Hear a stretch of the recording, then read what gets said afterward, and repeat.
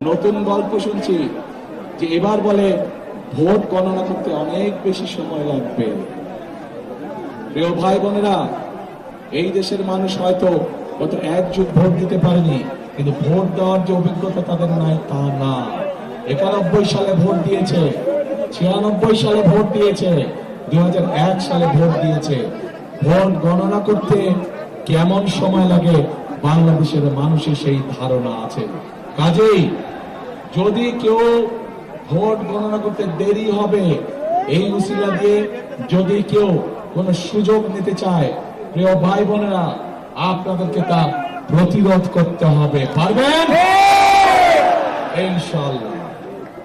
প্রিয় ভাই বোনেরা, আমি আগেই বলেছি আমরা রাজনীতি করি, বিএনপি রাজনীতি করে এই দেশের মাটির জন্য, এই দেশের মানুষের জন্য, এবং সেই জন্যই বিএনপি বাংলাদেশের মানুষের সমর্থনে আল্লাহর রহমতে যতবার সরকার গঠন করেছে প্রত্যেক সময় বিএনপি চেষ্টা করেছে এমন কাজ করতে যেই কাজগুলোর মাধ্যমে এই এলাকার মানুষের উন্নয়ন হয়।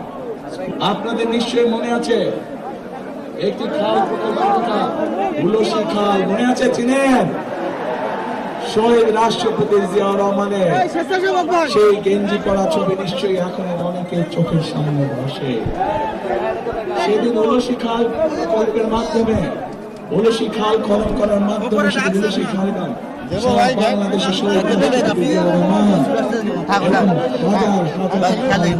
যদি এই দেশকে সুন্দরভাবে গড়ে তুলতে হয়, তাহলে প্রিয় ভাই বোনেরা, এই দেশের যারা মালিক, অর্থাৎ আমরা যারা বিএনপি করে আমরা মনে প্রাণে বিশ্বাস করি আমাদের সকল ক্ষমতার উৎস হচ্ছে জনগণ। এই দেশের মালিক কারা? জনগণ। ভাই কারা? জনগণ। জনগণ।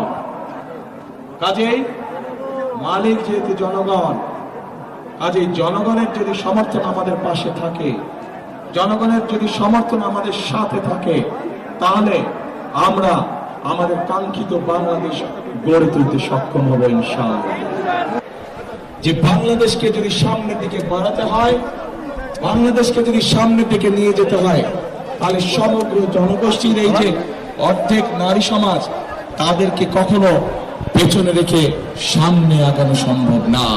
কারণ আমরা বিশ্বাস করি দেশকে পুনর্গঠন করতে হলে, দেশকে গড়ে তুলতে হলে নারী পুরুষ সকলকে একসাথে কাঁধে কাঁধ মিলিয়ে কাজ করতে হবে। কিন্তু আমরা অত্যন্ত কষ্টের সাথে দেখলাম কয়েকদিন আগে একটি রাজনৈতিক দলের এক শীর্ষ নেতা একটি আন্তর্জাতিক গণমাধ্যমে বলে বসল যে নারীদেরকে তারা কোন দৃষ্টিতে দেখে। শুধু তাই নয়, গতকাল আমরা দেখলাম, প্রিয় ভাই বোনেরা, গতকাল আমরা দেখলাম সেই নেতা, সেই রাজনৈতিক দলের নেতা বাংলাদেশের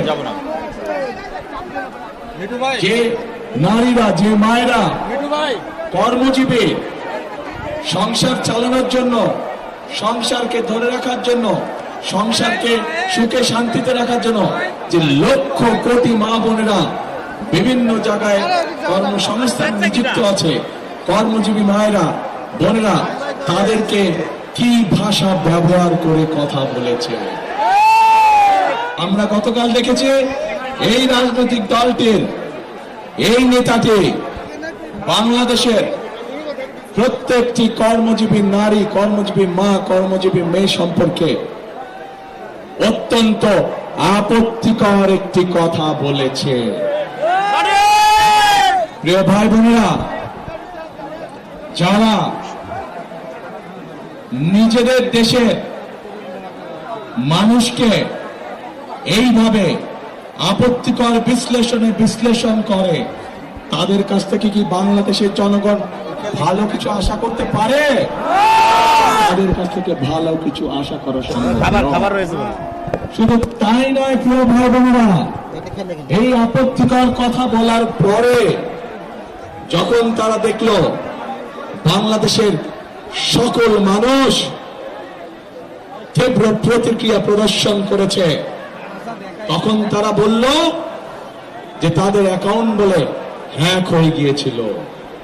কিন্তু আমরা দেখেছি বিশেষজ্ঞরা বলছে এইটা সম্পূর্ণ মিথ্যে কথা, অ্যাকাউন্ট হ্যাক হতে পারে না। কারণ সেই বক্তব্য দেওয়ার পরেও তারা আরো অনেক বক্তব্য দিয়েছে, অ্যাকাউন্ট হ্যাক হয়নি।